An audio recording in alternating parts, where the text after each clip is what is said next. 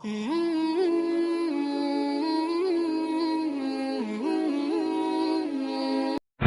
ساری باتیں دعوت کے بارے میں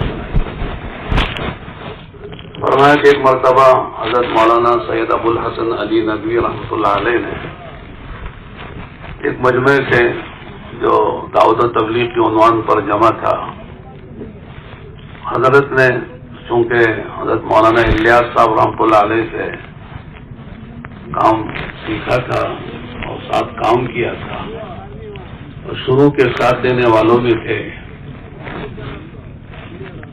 تو حضرت نے اس قرآنوں کی مجلس میں یہ بات فرمائی کہ دیکھو یہ کام کار نبوت ہے. ہم بھی بولتے ہیں نا کار نبوت، کار کے معنی کام، نبوت والا کام ہے. اور جب کار نبوت ہے تو یہ کام مزاج نبوت سے چلے گا، مزاج نبوت کا. اور مزاج نبوت میں کیا چیزیں ہیں؟ تو متعدد چیزیں بتائی. پہلی بات یہ ہے کہ یہ کام اخلاص سے چلے گا، اغراض سے نہیں چلے گا. اغراض کسے کہتے ہیں؟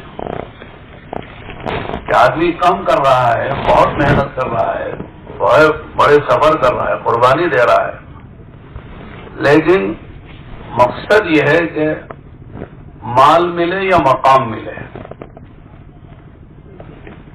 مال ملے یا مقام ملے، جاہ کی طلب میں یا مال کی طلب میں کام کرے. فرماتے ہیں کہ ایسوں سے کام نہیں ہوگا. اخلاص کیا ہے؟ کہ صرف اللہ کی رضا اور آخرت، اور کوئی مقصد نہیں ہے. ہر نبی نے اپنی قوم سے یہی کہا تھا کہ ما اسألکم علیہ من اجر، کہ میں اس دعوت کے کام سے تم سے کوئی اجرت نہیں مانگتا. میری ذاتی اور شخصی مفاد کے لیے میں کام نہیں کر رہا ہوں، اور تم سے میں کچھ چاہتا بھی نہیں ہوں. نہ میں یہ چاہتا ہوں کہ تم مجھے مقام دو یا مال دو یا دنیا کی کوئی چیز میرے پاس لاؤ. ان اجریہ الا علی رب العالمین، کہ میرا جو اجر ہے وہ اس پر ہے جس کے لیے میں کام کر رہا ہوں، جس کا کام کر رہا ہوں. کام کس کا کر رہے ہیں؟ اللہ کا. تو اجرت کس سے لینی ہے؟ اللہ سے لینی ہے. دنیا والوں سے کیا لیں گے؟ دنیا والے دیں گے بھی کیا؟ اللہ الغنی وانتم الفقراء. اللہ فرماتے ہیں کہ اللہ کی ذات غنی ہے، سب فقیر ہیں. یہاں کا بادشاہ بھی فقیر ہے، فقیر تو فقیر ہے، بادشاہ بھی فقیر ہے. کسی کے ہاتھ میں کچھ نہیں ہے. اگر کوئی ہماری تعریف کر دے تو ہم کچھ بڑے نہیں ہو جائیں گے، کوئی تنقید کرے تو ہم گھٹ نہیں جائیں گے. اس نے فرمایا کہ نہ تعریف کے لیے کام کرو، نہ مال و منال کے لیے کام کرو، صرف اللہ کے لیے کام کرنا. سورہ یاسین میں چند نبیوں کا تذکرہ ہے. لوگوں نے بات نہیں مانی تو حبیب نجار نامی ایک باتوفیق بندہ آتا ہے اور دوڑ بھاگ کر آتا ہے اور آگے کیا کہتا ہے؟ اتبعوا من لا يسألكم اجرا وهم مهتدون. اتبعوا من لا يسألكم اجرا وهم مهتدون. یعنی نبیوں کی دو صفات بیان کی جن کی بات قوم نہیں مان رہی تھی. کہا کہ ان لوگوں کی بات مانو جو تم سے کوئی معاوضہ نہیں چاہتے. اللہ یسألکم اجرا، علماء جانتے ہیں اجرن میں جو تنوین ہے وہ تعمیم ہے، یعنی کسی درجے کا کوئی بدلہ تم سے نہیں مانگتے. اور پھر ان کی زندگی خود صاف ستھری ہے. یہ نہیں کہ صاحب جس کی دعوت دے رہے ہیں وہ دعوت ان کی زندگی میں نہیں ہے. جو دعوت دے رہے ہیں، جن عقیدے کی، جن اخلاق کی، جن عبادات کی، جن معاملات کی، جن معاشرت کی، جن صفات کی، وہ ساری چیزوں سے وہ متصف ہیں. ہر چیز کی زندگی میں یہ نہیں کہ کہتے کچھ ہے کرتے کچھ ہیں. تو پہلی بات یہ فرمائی کہ مزاج نبوت یہ ہے کہ آدمی کام کرے اخلاص سے، ہر وقت جائزہ لیتا رہے. اس لیے کہ سب سے پہلے جو چیز بگڑتی ہے وہ نیت ہے، اور نیت ہی بہت دار و مدار ہے اعمال کا.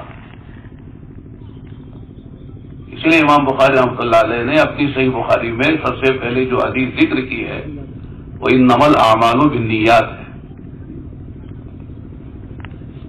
نیت بہت دیر میں سدھرتی ہے اور جلدی بگڑتی ہے. کہتے ہیں نا اخلاص دیر سے آتا جلدی جاتا ہے. اس صاحب کا نام اخلاص تھا. وہ مجلسوں میں دیر سے آتے تھے اور جلدی جاتے تھے. انہوں نے کہا بھائی کیا بات ہے، آپ دیر سے آتے ہو جلدی جاتے ہو؟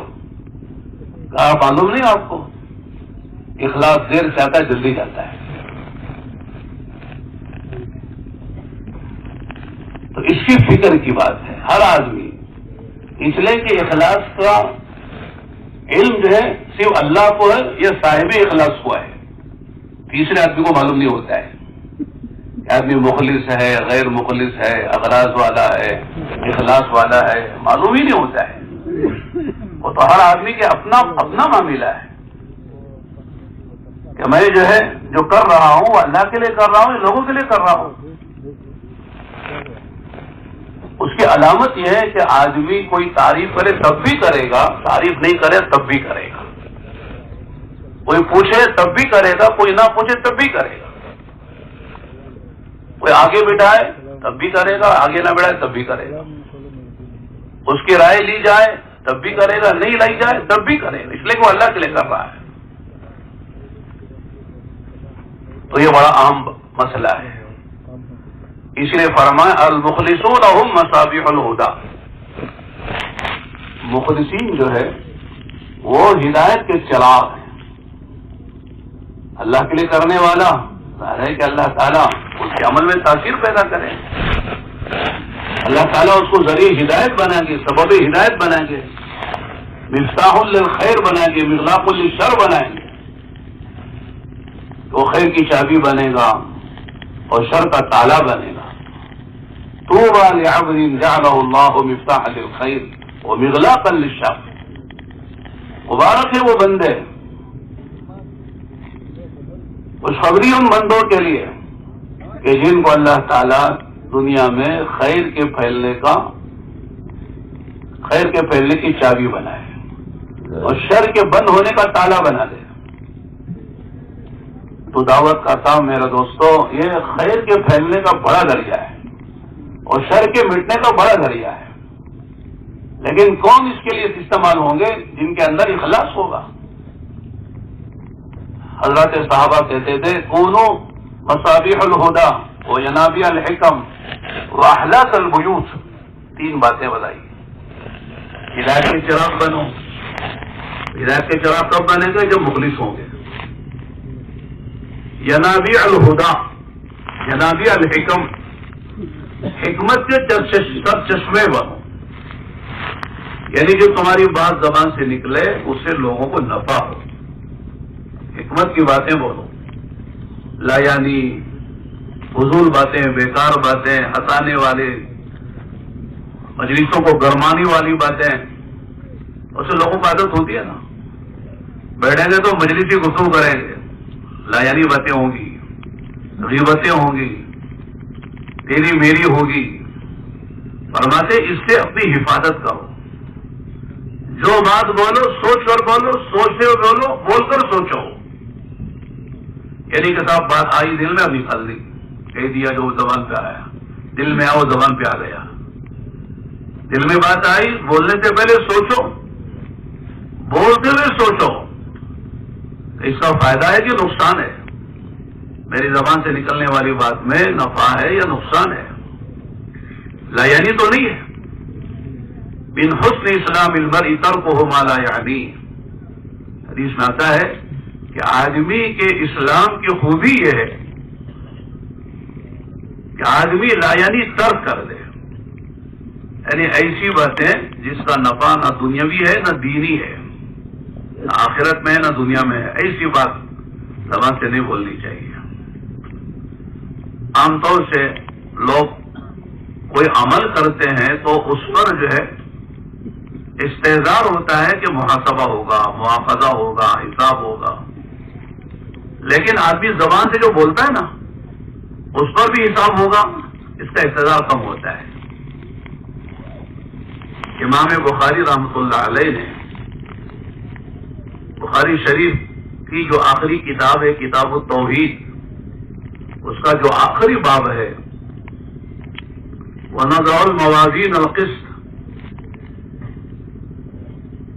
کہ ہم میزان عدل قائم کریں گے قیامت میں، میزان عدل انصاف کی ترازو قائم کریں گے.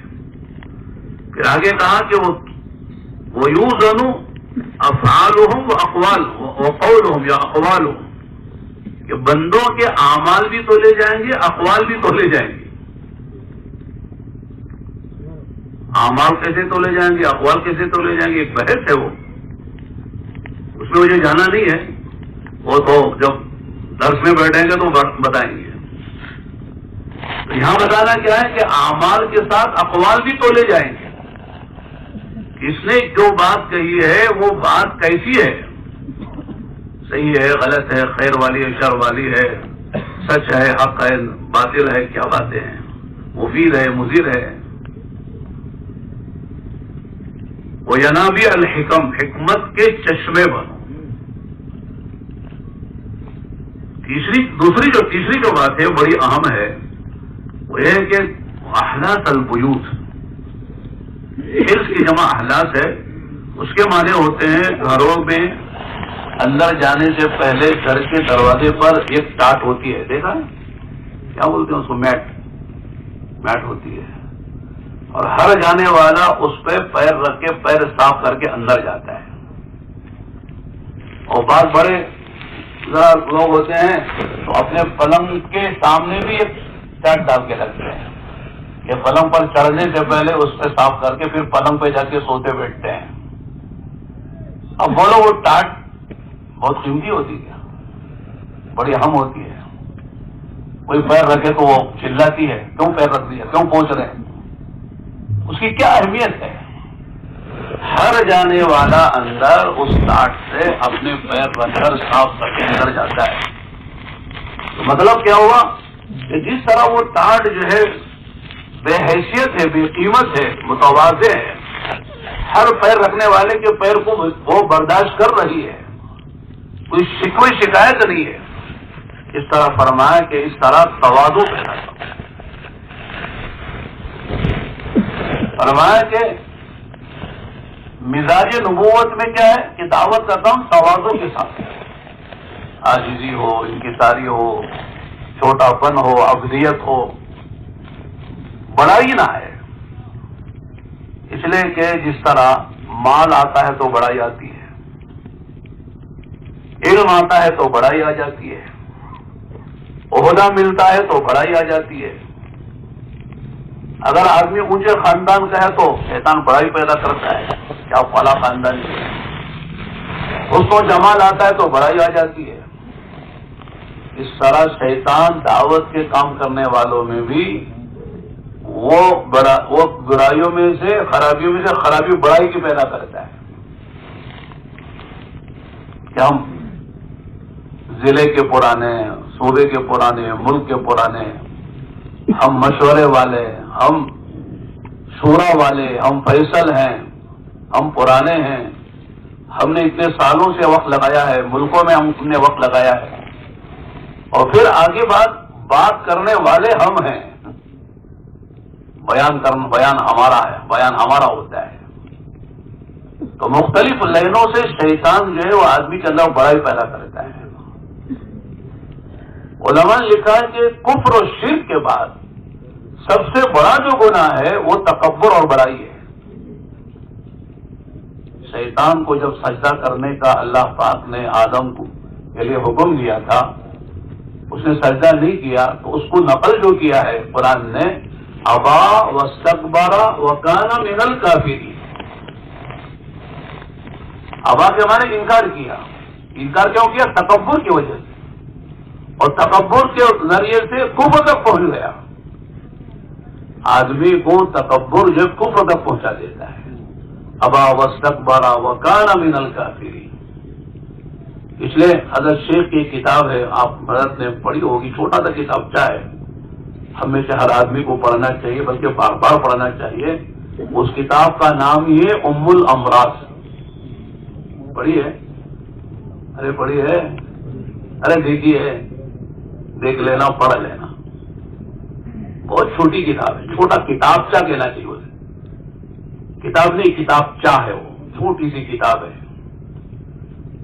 ام الامراض میں یہی ساری باتیں لکھی ہیں کہ کبر کی وجہ سے، بڑائی کی وجہ سے آدمی کیسے راندے دھڑگا ہو جاتا ہے. کبر کہاں کہاں سے کیسے کیسے آتا ہے، اور کبر کا علاج کیا ہے، واقعات بھی ذکر کیے ہیں، پڑھنے کی چیز ہے.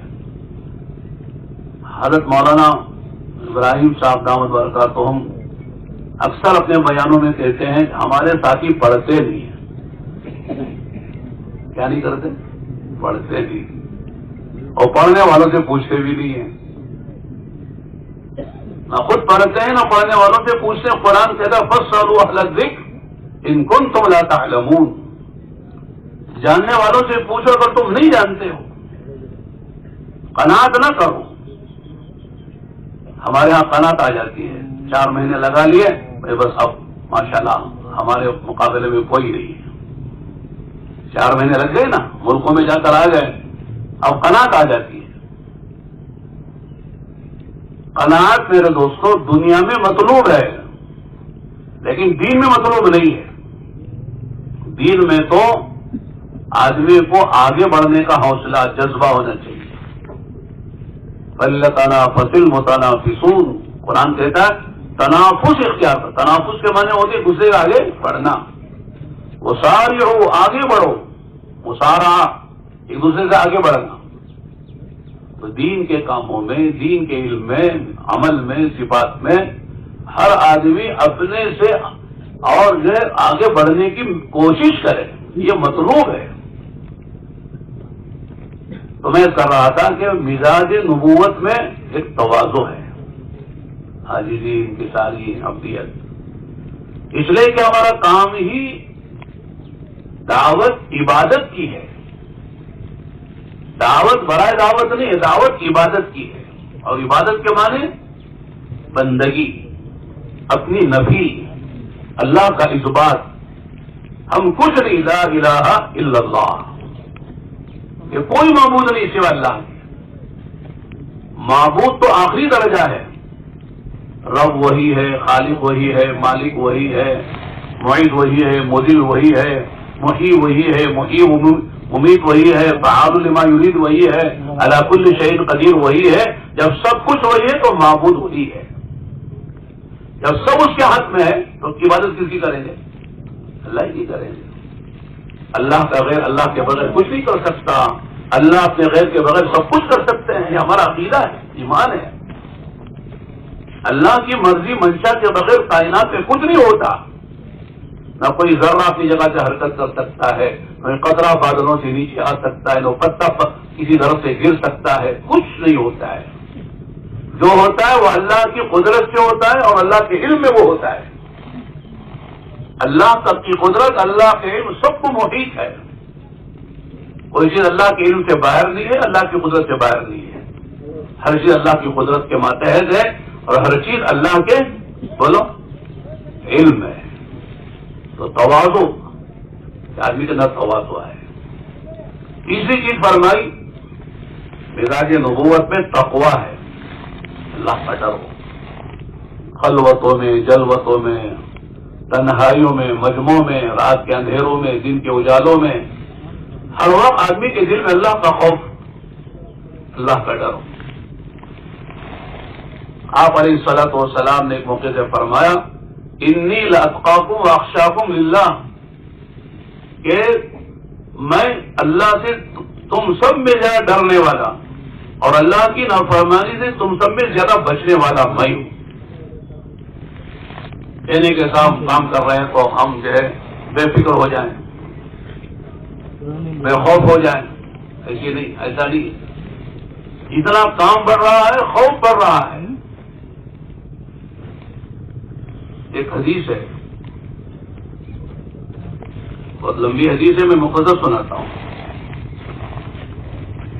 اللہ کے نبی علیہ الصلوۃ والسلام نے فرمایا ثلاث درجات وثلاث کفارات وثلاث منجیات وثلاث مہلکات۔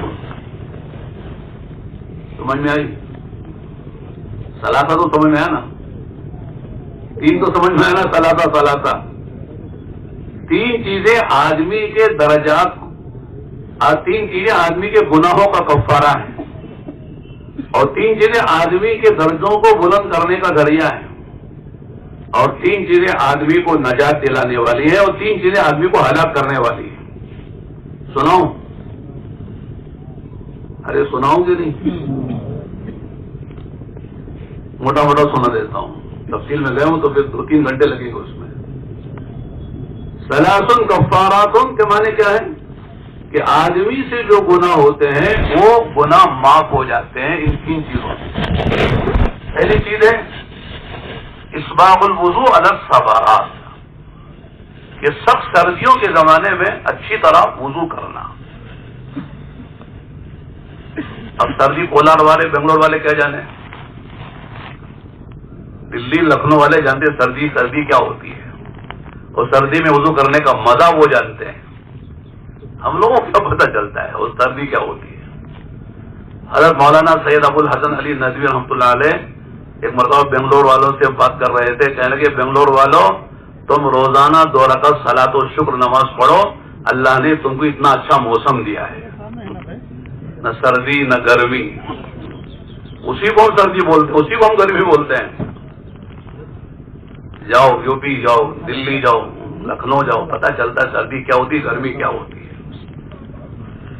ہم لوگ 8 سال لکھنؤ میں رہے، ندوے میں، سردی ہم نے دیکھی ہے کہ سردی کیا ہوتی ہے، سردی میں وضو اور غسل کا کیا مزہ آتا ہے ٹھنڈے پانی سے۔ کبھی کبھی فجر سے پہلے غسل کرنا پڑتا ہے تو نل کھول کر نیچے بیٹھتے ہیں اور لگتا ہے کہ سارا بدن ہضم ہو گیا ہے، بدن ہی نہیں ہے،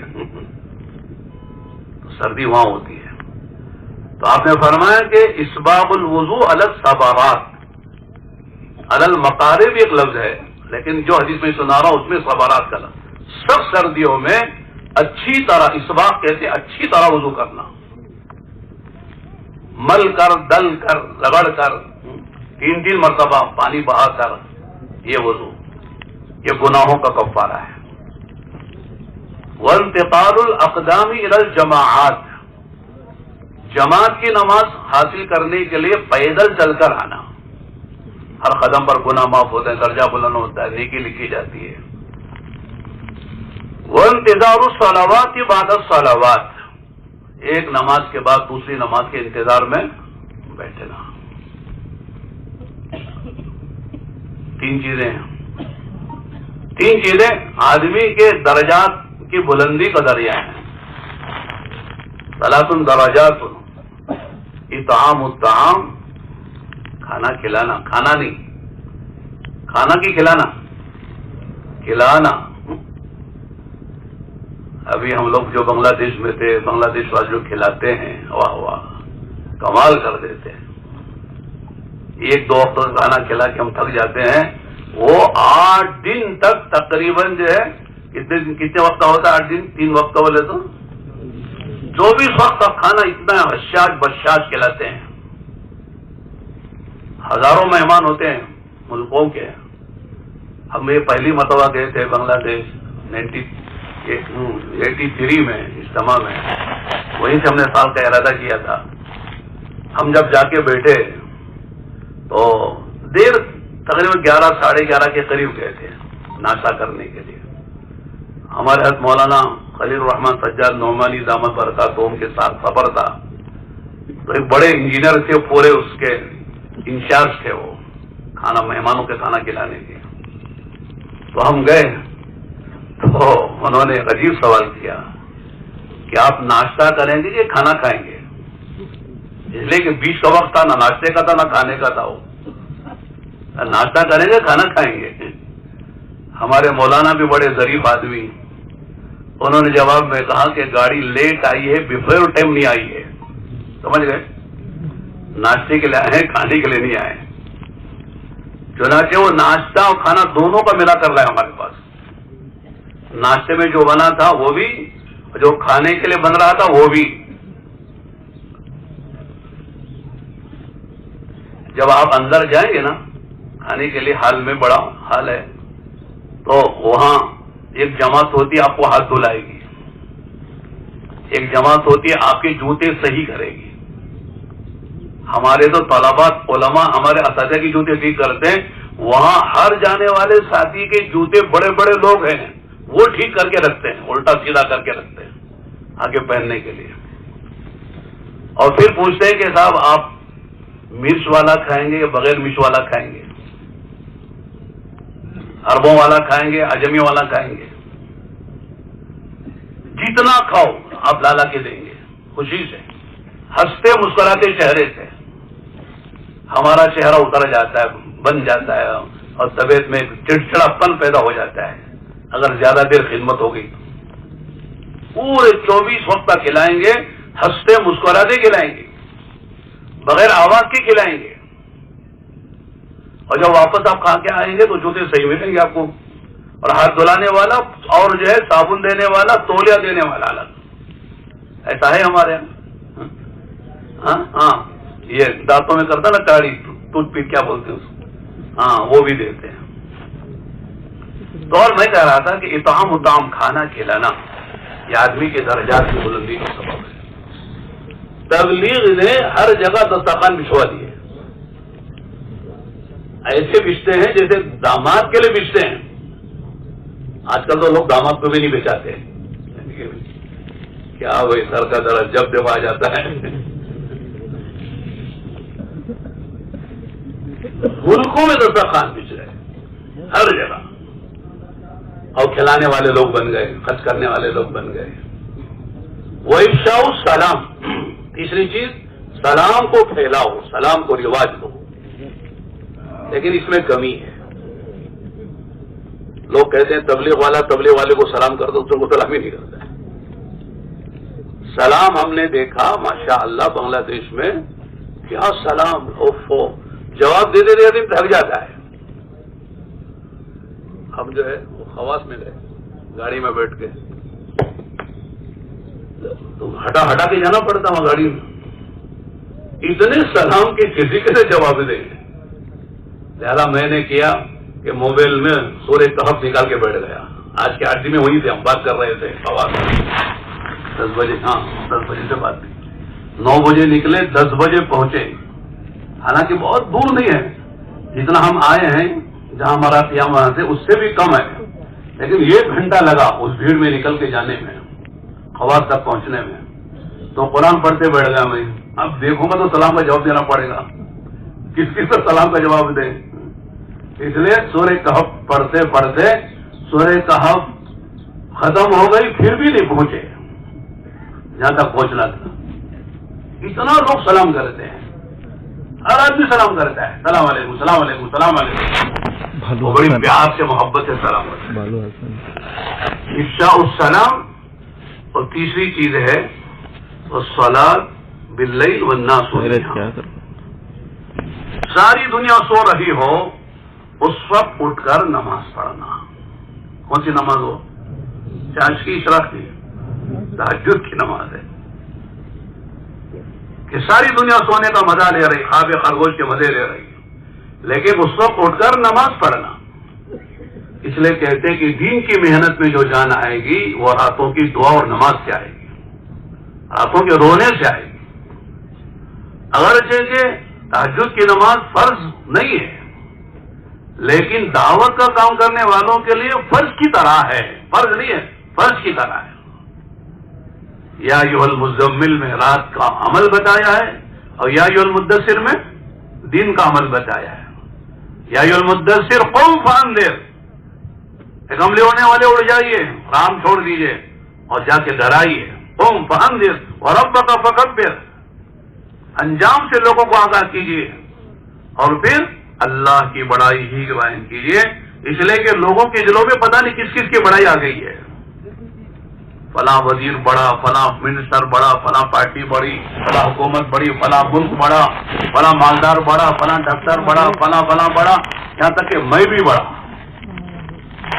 آدمی بڑا کہ نا، میں بھی بڑا ہوں، میں بھی بڑا ہوں، پتہ نہیں کون سا بڑا، تیل کا بڑا ہے کہ ماچ کا بڑا ہے۔ بڑائی جب آتی ہے میرے دوستوں، آدمی کام کا نہیں رہتا ہے۔ اس لیے کہتے ہیں انا کو جب تک فنا نہیں کرے گا کام کا نہیں بنے گا۔ کیا بولو؟ انا کو فنا کرنا، ہم کچھ نہیں، ہماری حیثیت کیا ہے؟ دعوت کا کام میرے دوستوں حیثیت بنانے کے لیے نہیں، حیثیت مٹانے کے لیے۔ مٹا دے اپنی ہستی کو اگر کچھ مرتبہ چاہے کہ دانا خاک میں مل کر گل و گلزار ہوتا ہے۔ دانا جب تک مٹی کے اندر جا کے اپنے کو فنا نہیں کرتا ہے وہ درخت بنتا ہے، اس میں پھل پھول آتے ہیں، اس کے اندر دانے لگتے ہیں۔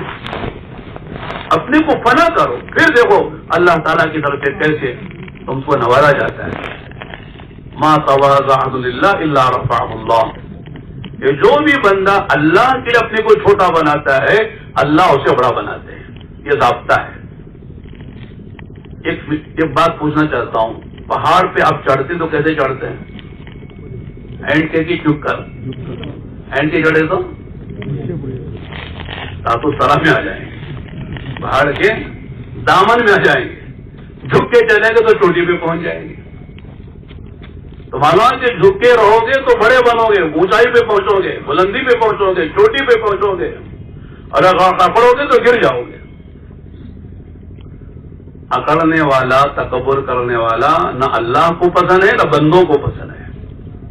کہتے نا لوگ کہ آج اتنا اکڑتا ہی نہیں، سامنے تو نہیں بول سکتے اس لیے کہ صاحب بولیں گے تو پتہ نہیں کیا کر دے گا۔ اکرام ہوتا ہے سامنے۔ میں ایک مثال دیتا ہوں، اکرام اصلاً جو ہے وہ ہے جو دل میں ہو اور سامنے سے زیادہ پیچھے بھی ہو، وہ اکرام اصل ہے، محبت۔ اگر کسی کا سامنے محبت ہے، سامنے اکرام ہے، پیچھے محبت نہیں تو اکرام نہیں ہے۔ پولیس والا اگر پکڑ لے آپ کو، ہیلمٹ نہیں تھی تو آپ سے ذرا 500 روپے فائن، آپ 200 روپے کا نوٹ نکال کے دیں، کبڈی صاحب، مٹ پیٹی صاحب، کنڑ میں اگر غیر مسلم ہے تو آپ جو سار بول رہے ہیں محبت سے بول رہے ہیں کہ نفرت سے بول رہے ہیں؟ اندر ہے کہ کہے گا ہے کہ نہیں، 500 روپے مانگ رہا ہے۔ اگر یہ وردی میں نہ ہو تو پھر اسے دکھاتا ہے، وردی میں تو کم بھی نہیں کرتا ہو، وردی سے اس کی قیمت ہے، اس کا مقام ہے۔ تو اندر نفرت بھری ہوئی ہے، لیکن تواضع سے آواز بھی بہت دبی دبی، اور اکرام صاحب، کبڈی صاحب، بڑی صاحب، 200 روپے تھے، کبڈی صاحب، مرگے صاحب، بھول گیا صاحب۔ تو آدمی اس کا جو زبان سے بول رہا ہے سار سار کہہ کے تواضع کے ساتھ بولو، وہ اکرام ہے؟ نفرت بھری ہے۔ یہ اکرام دفع مضرت کے لیے ہے۔ کس کے لیے بولو؟ ہاں، اس سے جو نقصان پہنچنے والا ہے اس سے بچاؤ کے لیے ہے۔ اصل اکرام جو ہے دفع مضرت والا نہیں ہے، نہ جلب منفعت والا ہے کہ فائدہ اٹھانا یا نقصان کو دور کر اس لیے اکرام ہو رہا ہے، یہ نہیں ہے۔ یہ کیا علامات قیامت میں سے بتایا گیا ہے کہ آدمی جو ہے آدمی کے شر سے بچنے کے لیے اس کا اکرام کیا جائے، یہ علامات قیامت میں سے ہے۔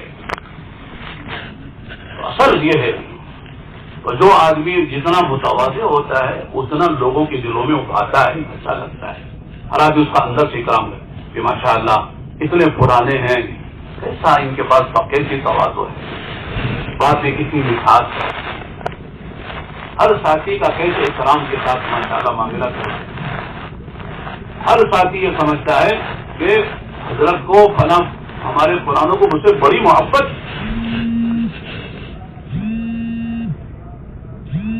حدیث میں آتا ہے ہر صحابی اللہ کے نبی علیہ السلام کے بارے میں یہ سوچتے تھے کہ اللہ کے نبی علیہ السلام کو مجھ سے بڑی محبت ہے.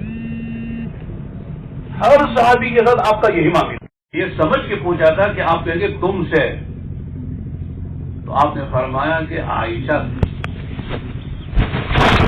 تو انہوں نے حضور بھائی مردوں میں پوچھ رہا ہوں اور تمہیں بھی. کہا ابوہا، عائشہ کے ابا سے بڑی محبت ہے. ثم پھر کس سے؟ عمر سے ہے. پھر کس سے؟ عثمان سے ہے. کہتے ہیں آگے میں نے سوال نہیں کیا، پتہ نہیں میرا نمبر کہاں جا کے لگے گا.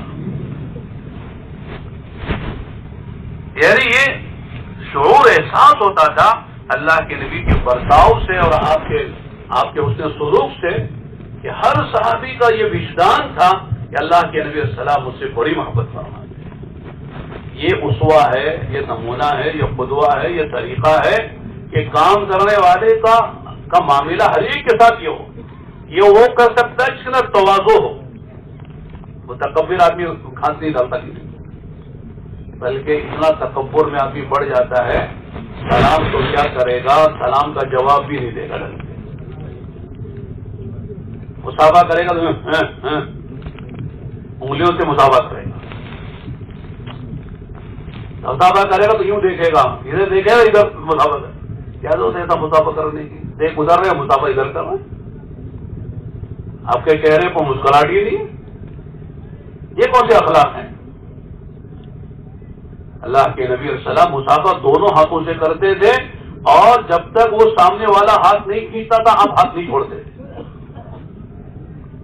جب کوئی آپ کے کان میں بات کرتا تھا تو آپ کان دے کے اس وقت تک بات سنتے تھے جب تک کہ وہ خود اپنی بات ختم نہ کرتے. ہر ایک کے ساتھ یہ معاملہ، صرف ابو بکر عمر عثمان علی کے ساتھ نہیں. ایک معمولی ادنا درجے کا ساتھی صحابی، وہ بھی ایک عورت آپ کو کنارے لے جا کر پتہ نہیں کتنی دیر بات کرتی تھی، آپ اس کی بات سنتے تھے. تو اور میرے دوستو، مزاج دعوت میں تواضع ہے. تو میں سنا رہا تھا وہ حدیث، یاد آئی؟ کون سی؟ تین کرتے ہیں یاد رکھنا. پھر کبھی بتائے تو پوچھے تو بتانا، اور صرف بتانے کے لیے نہیں، بیان کرنے کے لیے، عمل میں لانے کے لیے. بہت سے لوگ کہتے ہیں مولانا بہت اچھا مضمون ملا ہے بیان کرنے کے لیے، ہے کہ نہیں؟ اب میرا بھی بیان اس موضوع پر ہوگا. زندگی میں چیز لانا اصل ہے. جو چیز زندگی میں آ جاتی ہے وہ بھولتی نہیں ہے. عمل میں جو آتی ہے وہ آدمی بھولتا نہیں ہے. والصلاۃ باللیل والناس نیام، کہ ساری دنیا کے لوگ سونے دو یار، لیکن ان کو سونے میں مزہ آئے، ہم کو جاگ کر رونے میں مزہ آئے نہیں. اب بولو واقعی ہم کو سونے میں مزہ زیادہ آتا ہے کہ رونے میں زیادہ آتا ہے؟ جاگے تبھی تو روئیں گے، جاگے تبھی تو روئیں گے نا. اللہ کے سامنے رونا، مانگنا. مولانا فرماتے اللہ تعالیٰ کسی کو نوازنا چاہتے تو اللہ اس کو داڑھی کی توفیق دیتے. داڑھی کے معنی اس کے ساتھ انصاف نہیں، ایسا نہیں، ہر حال میں انصاف کرنا. ہمارے مولانا فرماتے ہیں اکثر بیان میں کہ ہمارا اللہ سے تعلق جو ہے وہ عبادت اور اطاعت کا ہے، اور بندوں سے ہمارا تعلق جو ہے انصاف، احسان اور انصاف کا ہے. یہ انصاف ہر حال میں انصاف کرے. فالعدل فی الغضب والرضا، عام طور سے آدمی کسی سے خوش ہوتا ہے تو انصاف کر جاتا ہے، کسی سے ناراض ہوتا ہے تو ناانصافی کر جاتا ہے. ظالم کو مظلوم بنا دیتا ہے، مظلوم کو ظالم بنا دیتا ہے. صحیح بات کرو جو صحیح ہے. کوئی بھی آپ کی بات پر انگلی نہ اٹھائے تو یہاں آپ نے غلطی کی ہے، آپ نے غلط بات کہی ہے. ظالم کو مظلوم، مظلوم کو ظالم بنایا ہے. ایک واقعہ یاد آیا، یو پی کا واقعہ، وہ زمانے کا، انگریز کا زمانے کا واقعہ، کتابوں میں لکھا ہے. ایک بزرگ تھے، یعنی ایک جگہ تھی جس میں مسلمانوں کا اور ہمارے غیر مسلم بھائیوں کا جھگڑا تھا. کہ مسلمان کہتے تھے کہ یہ جگہ ہماری مسجد کی ہے، اور غیر مسلم کہتے تھے ہماری مندر کی جگہ ہے. انگریز کا زمانہ تھا.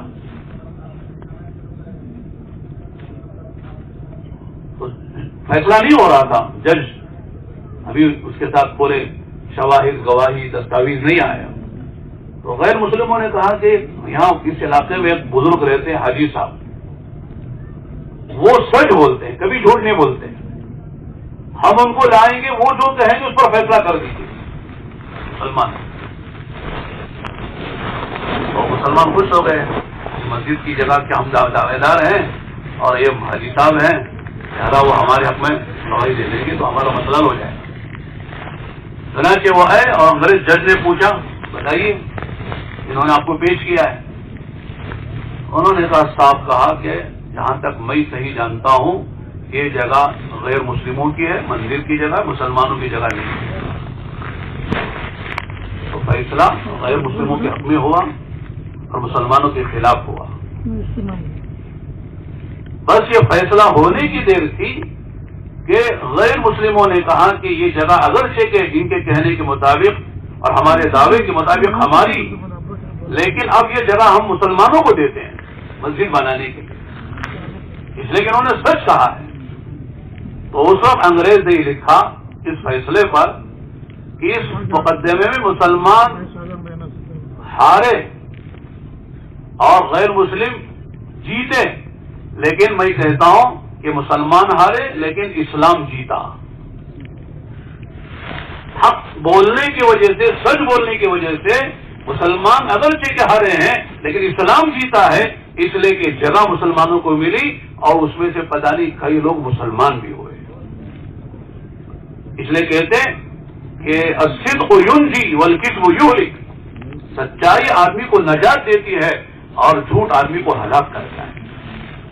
اب بولے، سچ بولے، انصاف کی بات کریں، اپنا ہو پرایا ہو، چاہے وہ باپ کے خلاف بات پڑتی ہو، بیٹے کے خلاف پڑتی ہو، بلکہ اپنے خلاف بھی پڑتی ہو، تب بھی ہم حق بولیں گے۔ یہ نہیں کہتا اپنا نقصان ہے تو جھوٹ بول دیا، غلط فیصلہ کر دیا، باپ کے حق میں فیصلہ کر دیا، غلط فیصلہ کر دیا۔ والعدل فی الغضب والرضا، اور دوسری بات کیا فرمائی؟ وخشیۃ اللہ فی السر والعلانیہ، یہ عام بات ہے، یہ سنانے کے لیے میں نے حدیث سنائی کہ آدمی خلوتوں میں ہو، جلوتوں میں ہو، کوئی دیکھے نہ دیکھے، دن کا اجالا 12 بجے دن کے بج رہے ہیں یا رات کا اندھیرا ہو، ہر حال میں اللہ سے ڈرے۔ مولانا ہمارے فرمائے مربائی صاحب، ہماری خلوتیں ہماری جلوتوں سے اچھی ہونی چاہیے۔ جلوت کے کیا معنی؟ جیسے ہم بیٹھے ہیں سب دیکھ رہے ایک دوسرے کو، اس میں جتنے ہم اچھے نظر آ رہے ہیں اس سے اچھے رات کی تنہائی میں ہوں جب کوئی ہم کو دیکھ نہ رہا ہو۔ جیسے سب کے سامنے ہم کوئی گناہ نہیں کرتے، کوئی غلط کام نہیں کرتے، اس طرح تنہائیوں میں بھی کوئی غلط کام نہ کرے۔ یہ اصل تقویٰ کہلاتا ہے، اندر کا ڈر، اللہ کا خوف۔ خشیۃ اللہ فی السر والعلانیہ والقصد فی الفقر والغنی، اس میں ایک بات یہ بھی ہے کہ آدمی جو ہے مال زیادہ ہو یا مال کم ہو، عسر ہو یسر ہو، غنا ہو فقر ہو، ہر حال میں آدمی درمیانی چال چلے خرچ کے اعتبار سے۔ مال بہت ہے تو اللہ اڑا رہے ہیں، ذرا مال کم ہو گیا تو جو حقوق واجبہ ہے وہ بھی ادا نہیں کر رہا ہے، بلکہ کنجوس مکھی چوس ہو گیا۔ کنجوس مکھی چوس جان دے سنا تو ہے کیا بھائی؟ ایک جگہ میں نے بیان کیا، لوگوں نے مجھے پوچھا بھائی سمجھ میں نہیں آ رہا ہے کنجوس مکھی چوس کیا ہوتا ہے؟ تو ہم نے پڑھا تھا یا سنا تھا، ایک آدمی اتنا فقیر آدمی تھا، کٹوری میں گھی رکھ کے وہ گھی دیکھ دیکھ کے کھانا کھاتا تھا، گھی نہیں کھاتا تھا، گھی دیکھتا تھا کھانا کھاتا تھا۔ اتفاق ایک مرتبہ اس گھی میں مکھی پڑ گئی، ہزار کے مکھی کو نکالنا ہے نا، لیکن مکھی کے پروں میں بدن میں گھی لگ گیا۔ اب مکھی کو نکال کے پھینکیں گے اتنا گھی وہاں چلا جائے گا، اس لیے وہ مکھی گھی سے نکال کے منہ میں ڈال کے گھی چوس کے پھر مکھی پھینکتا ہے۔ یہ ہے کنجوس مکھی چوس۔ ایسے بھی کچھ لوگ بخیل ہوتے ہیں، اس لیے کہتے ہیں ہمارے دین میں انفاق ہے، امساک نہیں ہے۔ کیا بولو؟ ہمارا دین دین انفاق ہے، دین امساک نہیں ہے کہ روک روک کے رکھیں گے، رکھ رکھ کے مر کے چلے جائیں گے۔ خرچ کرو جہاں خرچ کرنا ہے، جہاں نہیں خرچنا ایک پائی نہیں خرچ کریں گے۔ یا اللہ ناراض ہوتے ہیں، اسراف ہوتا ہے، تبذیر ہوتی ہے، فضول خرچی ہوتی ہے، وہاں ایک پیسہ نہیں خرچ کریں گے، اور جہاں خرچ کرنا خوب خرچ کریں گے، کوئی مسئلہ نہیں ہے۔ حضرت حسن ابن علی رضی اللہ عنہ جب حضرت امیر معاویہ کے حق میں خلافت سے دستبردار ہو گئے تو حضرت امیر معاویہ بڑے بڑے معاوضے، بڑے بڑی رقمیں ہدیے میں بیچتے تھے، اور حضرت حسن رضی اللہ عنہ ادھر آیا سارا مال خرچ کر دیتے، غریبوں پہ، بیواؤں پہ، یتیموں پہ، جہاں جہاں خرچ کرنا خرچ کر کے پھر خالیات ہو جاتے تھے۔ تو حضرت امیر معاویہ نے جب معلوم ہوا تو حضرت نے بہت ساری باتیں لکھی، اس میں ایک جملہ لکھا توجہ دلانے کے لیے کہ لا خیر فی الاسراف۔ کیا لکھا؟ لا خیر فی الاسراف، توجہ دلا کہ آپ اسراف کر رہے ہیں، اسراف بھی کوئی خیر نہیں ہے۔ پھر حضرت کا جواب گیا، حضرت نے جو لکھنا تھا لکھا، اس میں جملہ وہی لکھا لیکن ذرا بدل کے لکھا۔ کیا لکھا؟ کہ لا اسراف فی الخیر، خیر میں جتنا بھی خرچ کرو اسراف نہیں ہے، میں جہاں خرچ کرتا ہوں وہ خیر میں کرتا ہوں، شر میں نہیں کرتا۔ خیر کے مواقع میں، مصارف میں جتنا چاہے خرچ کرو، وہ سب کا سب کیا ہے؟ خیر ہے، اسراف نہیں ہے، فضول نہیں ہے۔ تو فالخرج فی الغضب فالعدل فی الفقر والغنى، آگے تین چیزیں اور ہیں، بتا دوں ابھی اور ایک مجلس میں بتانا ہے، ابھی سنا دیں، پتہ نہیں پھر موقع ملے گا کہ نہیں ملے گا۔ عمل مہلکات، یہ بڑی خطرناک بات ہے۔ تین چیزیں جو آدمی کو ہلاک کرنے والی ہیں، اگر وہ تین چیزوں میں سے کوئی چیز ہے تو گویا کہ آدمی کے ہلاکت کا سبب بنے گی۔ وہ کیا ہے؟ وہی بات ہے، شح مطاع۔ دیکھو بخیلی تو ہر آدمی میں ہے، ہر آدمی بخیل ہوتا ہے فطرتاً، اسے محنت کر کے سخاوت پر آنا پڑتا ہے اور آدمی سخی بن جاتا ہے۔ بندہ سخی ہوتا ہے، اللہ کریم ہے۔ اللہ کیا ہے؟ بندہ سخی ہے، اللہ کریم ہے۔ سخی کون ہوتا ہے؟ جو مانگنے سے دیتا ہے اور ضرورت کے بقدر دیتا ہے، اور کریم کون ہے؟ جو مانگے بغیر دیتا ہے اور اپنی شان سے دیتا ہے، سامنے والے کو نہیں دیکھتا یہ کیا حیثیت کا ہے، بلکہ اپنی شان سے دیتا ہے۔ تو اللہ کریم ہے، اسے اپنی شان سے دیتے ہیں۔ تو یہاں بتائیں کہ شح مطاع کے معنی کہ آدمی بخیلی کی انتہائی حد پر پہنچا ہوا ہے اور بخیلی ہی پر پوری زندگی گزر رہی ہے۔ شح مطاع، اطاعت کر رہا ہے، اپنے اندر کی جو بخیلی والی صفت ہے، یہ بخیلی سے آگے شح ہوتا ہے۔ قرآن کہتا ہے من یوق شح نفسہ فاولئک هم المفلحون، جو اپنے نفس کی شح سے اور حرص اور طمع سے بچ جاتا ہے، فرماتے ہیں کہ وہ آدمی کامیاب ہے۔ میں اسے عرض کرتا ہوں کہ بخیل تو کیا ہے کہ صاحب میرا ہے، کسی کو نہیں دوں گا، اور شحیح کون ہے کہ میرا تو میرا ہے، تیرا بھی میرا ہے۔ کیا بولو؟ میرا تو میرا ہے ہی، تیرا بھی میرا ہے۔ یہ شحیح کہلاتا ہے کہ ہر ایک کا مال اپنے قبضے میں لانا چاہتا ہے، اور کسی کو کوئی، جیسے ہمارے کہتے ہیں نا، چمڑی جائے دمڑی نہ جائے، چاہے تو میری کھال چھین لینا لیکن میرے سے ایک پیسہ نہیں مانگنا، کھال دینے کو تیار ہوں، چمڑی دے دوں گا لیکن دمڑی نہیں دوں گا۔ شح مطاع وہ هوى متبع۔ دوسری بات ہے کہ آدمی کے خواہشات ہر آدمی میں ہیں، لیکن خواہشات سے آدمی لگام لے کے چلتا ہے۔ شریعت جو ہے وہ خواہشات پہ لگام لگاتی ہے، لیکن وہ شح مطاع وہ هوى متبع کے معنی خواہشات کا آدمی اسیر اور غلام بنا ہوا ہے، جو کرتا خواہشات کو غلام رکھ کر چلتا ہے، خواہشات پر مال کماتا ہے، خرچ کرتا ہے، اور اسی طرح جو خوشی غمی خواہشات کے مطابق ہوتی ہے، دیکھنا بولنا سننا سب خواہشات کے تابع ہے۔ ارأیت من اتخذ الہہ ہوا، کیا آپ نے دیکھا اس آدمی کو جس نے اب خواہشات کو اپنا خدا بنا ہوا ہے؟ جسے خدا کی ماننے چاہیے اسے خواہشات کی مان کے چل رہا ہے۔ تو خواہشات کو غلام یہ ہلاک ہونے والا ہے. اور آگے جو بات ہے، آخری جو بات ہے وہ بڑی اہم ہے. وہ کیا ہے؟ اعجاب المرء بنفسی. اعجاب المرء بنفسی کہ آدمی خود پسند ہو گیا ہے، یعنی اپنے کو اس نے ہر چیز میں پاسنگ نمبر لگا لیا ہے کہ میری بات سب سے صحیح، میرا بیان سب سے اعلیٰ، میری رائے سب سے اعلیٰ، میرا فہم سب سے اعلیٰ، مجھے کسی سے استفادے کی ضرورت نہیں ہے. حضرت مولانا سید ابو الحسن علی ندوی کا ایک کتاب ہے، میں کہتا ہوں اگر موقع ملے تو پڑھ لیجیے. اس کتاب کا عنوان ہی ہے ذرا لمبا کہ کوئی بھی دنیا میں شخص اپنی اصلاح اور اپنے بڑوں سے استفادے سے مستغنی نہیں ہے. سمجھ میں آیا؟ یا اس کو کھولنا، عربی تو نہیں بولی میں نے، اردو بولی ہے. یعنی کوئی آدمی کسی مقام پہ پہنچ جائے لیکن یہ نہیں سمجھ سکتا کہ میری اصلاح ہو گئی، اب مجھے مزید اصلاح کی ضرورت نہیں ہے. ایسا ہے کیا؟ اور وہ آدمی اپنی اصلاح کا محتاج ہے. اگر آدمی غور کرے اپنے بارے میں کتنی خرابیاں ہیں تو واقعی اگر ان خرابیوں کا علم پاس بیٹھنے والوں کو ہو جائے تو لوگ پاس بیٹھانے تیار نہیں ہوں گے. جو کر چکا وہ الگ ہے، جو فی الحال موجود ہیں اندر خرابیاں، اگر اس کا علم لوگوں کو ہو جائے تو لوگ پاس بیٹھنے کو تیار نہیں، بٹھانے کو تیار نہیں ہوں گے. آدمی اپنا جائزہ لے اب نتائج تو بڑا اچھا ہے. تو آدمی یہ نہ سمجھے کہ صاحب میری اصلاح ہو گئی، اب مجھے مزید اصلاح کی ضرورت نہیں ہے.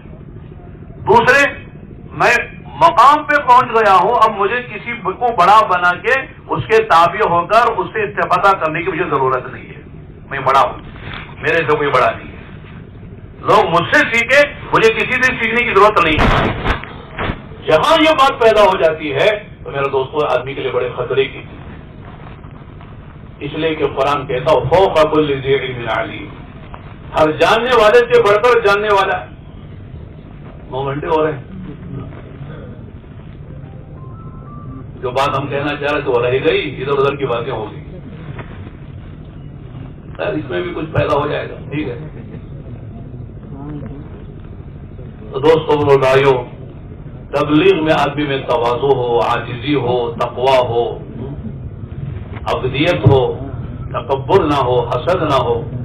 اور ایک بہت اہم بات حضرت نے فرمائی کہ مزاج نبوت یہ ہے کہ ہر کام کرنے والا ساری امت اور امت کے ہر فرد سے خیر خواہی اور جو ہے خیر خواہی اور ہمدردی کے جذبے سے چلے. ہر ایک کی خیر خواہی دل میں ہو، کسی سے حسد، کوئی کینہ، کسی کی برائی کچھ نہ ہو. ہمارے دشمنوں سے بھی ہمیں جو ہے وہی خیر خواہی ہو جو ہمارے دوستوں سے ہے. ہم دشمنوں کی بھی خیر خواہ ہیں، کوئی ہمارا دشمن نہیں ہے تو ہم بھی اس کے بھی ہم خیر خواہ ہیں. اللہ کے اسلام نے طائف والوں سے دعا مانگی کہ نہیں مانگی؟ اللہ کو معاف کیا کہ نہیں کیا؟ ابو سفیان کو معاف کیا. ارے آپ علیہ الصلوۃ والسلام کو زہر دینے والے، سحر کرنے والے، قتل کے منصوبے بنانے والے، ان کی بھی اپنے خیر خواہی کی. عبداللہ ابن ابی بن سلول جو منافقوں کا سردار تھا، اس کا وہ جو مرا ہے، جو جہنمی نہیں، اعلیٰ جہنم کے سب سے نچلے طبقے میں منافقین ہوں گے، ان کا یہ سردار ہے، رئیس المنافقین ہے، وہ مرا ہے تو آپ نے اس کی نماز جنازہ پڑھائی ہے. اپنی چادر آپ نے اس کے کفن کے لیے دی ہے. حضرت عمر تو منع کر رہے تھے، اللہ کے نبی اتنا منحوس انسان ہے، اس کی نماز جنازہ آپ پڑھائیں گے؟ اپنی چادر اسے کفن کے لیے دیں گے؟ یہ دیا. عمر کی بات نہیں سنی، نماز پڑھا کے فارغ ہوئے. اللہ نے آیتیں اتاری کہ اے نبی آئندہ سے کسی منافق کی نماز جنازہ نہ پڑھائیے. 70 مرتبہ استغفار کریں گے تب بھی معاف نہیں کریں گے. منع کیا. آپ نے حضرت عمر سے بلا کہ عمر، اللہ پاک نے تمہاری رائے پر قرآن اتارا ہے، آئندہ مجھے نماز پڑھانے سے کسی منافق کی منع کر دیا ہے، لیکن میرے دل کا حال تم کو سناتا ہوں. 70 پر 1 مرتبہ استغفار کرنے سے اس کی مغفرت ہو جاتی تو 70 پر 1 مرتبہ اس کے لیے استغفار کر دینا، لیکن مغفرت نہیں ہے، اللہ نے اعلان کر دیا ہے. یہ نبی کا ضرب اور سینہ اور اخلاق ہے. ایسے اخلاق والوں سے اللہ کام لیتے ہیں. ذرا سی کسی نے ہماری رائے توڑ دی, کاٹ دی, ہم اس کے ناراض, زندگی بھر کے ناراض ہو گئے. کسی نے ہمارے خلاف کوئی بات کر دی تو ہم اس کا منہ دیکھنے کو تیار نہیں. اسے دشمن, اسے دشمن, اسے دشمن بنا رکھا ہے. کیسے کام ہوگا؟ سب کی خیر خواہی ہو, سب کی بھلائی ہو, سب کی اچھائی ہو. جیسے ماں باپ اپنی اولاد کی بھلائی چاہتے ہیں, ماں باپ بچے جتنا چاہے برا کریں, لیکن ماں باپ بچوں کو برا نہیں چاہتے. چاہتے بچے کیا کیا حرکتیں کرتے ماں باپ کے ساتھ, لیکن کبھی ماں باپ بچوں کا برا نہیں چاہتے. اس طرح میرا دوستوں, دعوت اور تبلیغ کا کام کرنے والے کسی کا برا نہیں, کوئی برا بھی چاہے تو ہم اس کا اچھا ہی چاہیں گے, ہم بھلائی چاہیں, ہم کسی کے دشمن نہیں ہیں. پر ہم چاہتے ہیں کہ صحیح نہج سے, صحیح اسلوب سے, صحیح نیتوں سے ہمارا کام ہو, ہم کام کریں. پھر آخری بات یہ ہے کہ یہ مجمع تو پرانوں کا ہے, نیا مجمع تو وہاں عمومی پنڈال میں ہے. ان سے تو کہتے صاحب اب ترتیب پر آ جاؤ, زندگی میں 4 مہینے لگا لو, چلہ لگاؤ سالانہ, روزانہ جو ہے یعنی ماہانہ 3 دن لگاؤ, روزانہ 2.5 گھنٹے لگاؤ, ہفتے میں 2 گز کر لو. یہ ترتیب ہے کام کی. اور پرانوں سے کہتے تقاضوں پر آؤ. پرانا وہی جو تقاضوں پہ چلے, یعنی کہ ہم بھی ترتیب پر ہیں, ہمارا بھی سالانہ چلہ لگ گیا, اب کیا چاہتے ہو آپ؟ زندگی کے 4 مہینے لگ گیا, اب کیا چاہتے ہو؟ کہ یہاں نہیں. پرانا وہ ہے کہ جو تقاضا ہے اسے لبیک کہے, اسے آگے بڑھے. جہاں قربانی کا موقع وہ آگے بڑھے. انصار مدینہ کی خصوصیت میں خصوصیت یہ تھی, وہ کہتے تھے اللہ کے نبی آپ جو عمدہ چیزیں ہیں, نرم چیزیں ہیں, دنیا کی نعمتیں دولتیں, وہ تو آپ دے دیجیے دوسروں کو مہاجرین میں سے. اور جہاں ضرورت تقاضا ہو قربانی کا, جان مال لگانے کا, ہم کو بلا لیجیے, ہم تیار ہیں. تو یہ ہے انصار مدینہ کی صفت, ایثار والی, کہ جہاں قربانی ہے ہم آگے, جہاں راحتیں ہیں وہاں دوسرے آگے. تو پرانے وہ ہیں جو قربانی پر آگے بڑھے. الحمدللہ اجتماع سے پہلے جماعتیں نکلی آپ کی ماشاءاللہ, جس کی برکت سے اتنا بڑا اجتماع ہو رہا ہے. ماشاءاللہ 142 جماعتوں نے اجتماع سے پہلے کام کی, بڑی بات ہے. 75 جماعتیں مقامی ہیں, باقی جماعتیں مہمان جماعتیں ہیں. 142 جماعتوں کی یہ نقل و حرکت اللہ نے قبول فرما کر اتنا بڑا اجتماع, اتنی بڑی تعداد آ رہی ہے, اور آپ لوگ اور آئیں گے. اب اجتماع سے بھی جماعتیں چلیں گی. سارے کے اجتماع سے پہلے سب پرانے ساتھی وہ لگا تھے اجتماع کی محنت کے لیے, لیکن اجتماع کے بعد ایک بڑا مجمع نیا تیار ہوتا ہے.